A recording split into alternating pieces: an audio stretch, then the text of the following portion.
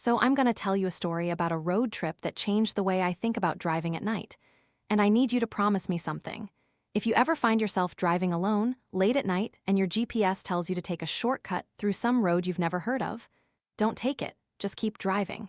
Even if it adds 2 hours to your trip. Even if you're tired. Even if the main road looks empty and scary. Just keep driving because I didn't. And I'm still not sure I made it back to the real world. It was November, about 2 years ago. I was driving from Chicago to Denver for my sister's wedding. I'd left late because of work, and by the time I got on I-80, it was already past 9 p.m. I figured I'd drive through the night, get there by morning, crash at a hotel, and be good as new for the wedding. The first few hours were fine. Iowa was flat and empty, just like you'd expect.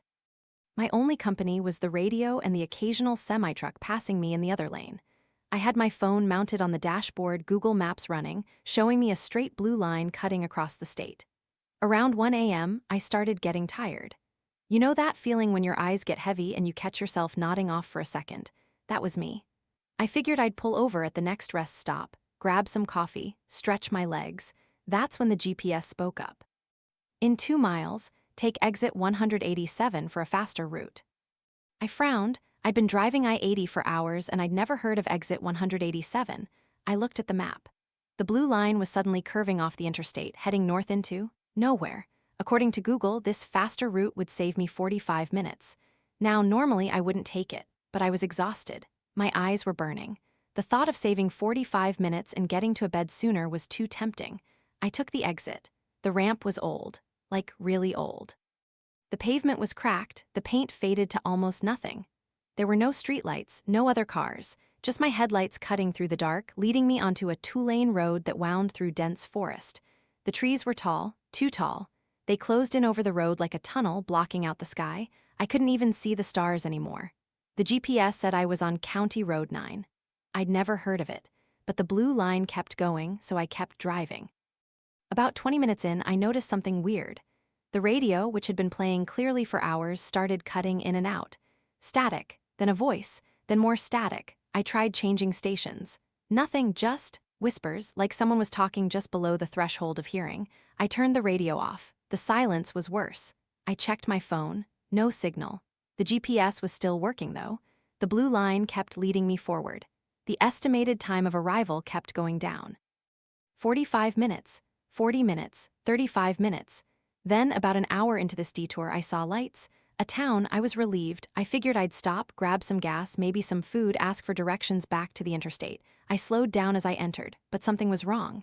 The town was empty, not just quiet, empty. The streetlights were on, casting this sickly yellow glow over everything, but there were no cars parked on the streets. No lights on in any of the houses. No people. I drove slowly down the main street. There were buildings, a gas station, a diner, a post office, a small grocery store. Everything looked maintained, like someone was taking care of it, but nobody was there. It was 2:30 in the morning. Maybe everyone was asleep. That's what I told myself. I pulled into the gas station. The pumps were working. I got out to fill up. The air was cold, colder than it should have been, and it was quiet, not normal quiet.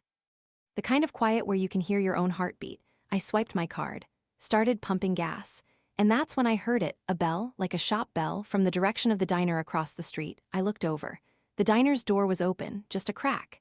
And inside, I could see a light on. I should have gotten back in my car. I should have just taken my gas and left. But I was curious, and tired, and stupid. I walked over to the diner, pushed the door open. The bell jingled above my head. Inside, it was warm, smelled like coffee and old grease. There were booths along the windows, a counter with stools, a jukebox in the corner.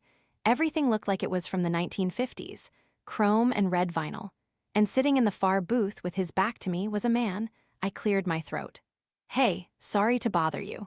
I'm just passing through and I was wondering if you could give me directions back to the interstate." He didn't move. I took a step closer. "Hello." He turned around, and I wish I could describe what I saw. I really do. But the truth is, my brain refuses to let me remember his face. I know he was there. I know he turned around. I know I saw something. But when I try to picture his face, it's just blur, like my memory has been edited. All I remember is that he smiled, and he said, "You shouldn't have taken the exit." I backed away. I don't remember walking out of the diner. I just remember being back in my car, engine running, tires squealing as I sped out of that town. I drove fast, too fast. The road was dark and winding, but I didn't care. I just needed to get back to the interstate, but the road kept going, and going, and going. I'd been driving for an hour, but the GPS said I was still 200 miles from Denver. That didn't make sense. I should have been back on I-80 by now. I looked at the GPS. The blue line was still there, leading me forward. But now there was something else. A red dot, behind me, about half a mile back. It was moving, fast. I looked in my rearview mirror. Nothing, just darkness. But the red dot kept getting closer. I hit the gas. The speedometer climbed. 80, 90, 100. The car was shaking. The trees on either side were a blur. The red dot kept coming. Then the GPS spoke again, but it wasn't the normal voice anymore. It was deeper, slower, and it said, "Turn around." I didn't turn around. Turn around. I gripped the steering wheel so hard my knuckles went white. Turn around, turn around, turn around. The voice was repeating now, over and over, getting louder, and then out of nowhere I saw it. A sign on the side of the road.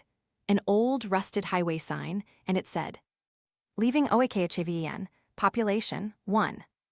I'd never heard of Oakhaven, but I knew somehow that I'd just left the town with the diner. The town where the man had smiled at me. I was back where I started. I looked in the rearview mirror. The red dot was gone. The GPS went silent, and then slowly the trees started to thin out. The sky opened up. I could see stars again, and up ahead I saw lights. Real lights.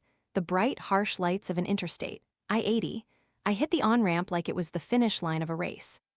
I merged onto the highway, and I didn't stop driving until I hit Denver 6 hours later. When I got there, I pulled into a gas station. I needed coffee. I needed to use the bathroom. I needed to feel like a human being again. I went inside, and the guy behind the counter, this older guy, he looked at me and said, "You look like you've seen a ghost, son." I laughed. I told him I'd taken a wrong turn. I told him about County Road 9, about Oakhaven. He stopped wiping the counter. He looked at me, and he said very quietly, "There is no County Road 9. I showed him my phone, the GPS history, the route I'd taken. He shook his head. "Son, I've lived in this state my whole life. There's no County Road 9, and there never has been." I showed him the map. The blue line was still there, the route I'd taken. But when I zoomed out, there was nothing, just blank space where that road should have been. No town, no road, nothing. I asked him about Oakhaven. He'd never heard of it. I went back to my car. I pulled up every map I could find. Google, Apple, old paper maps I found at a truck stop. Nothing. No County Road 9, no Oakhaven, but I have a photo. I took it when I was at that gas station in the town. I don't remember taking it, but it's on my phone. It's a picture of the diner. And in the window you can see a man sitting in the booth facing the camera. His face is clear in the photo, and he's smiling. I deleted the photo. It came back. I factory reset my phone. It came back. I got a new phone. It was there. I don't know what that place was. I don't know who that man was. I don't know if I actually went there or if I fell asleep at the wheel and dreamed the whole thing. But I know one thing. Sometimes, late at night, when I'm driving alone and the road is empty, my GPS will say, "In 2 miles, take the exit for a faster route." And I never, ever take it, because I know what's waiting for me if I do. And I know that one day, I might not be strong enough to keep driving.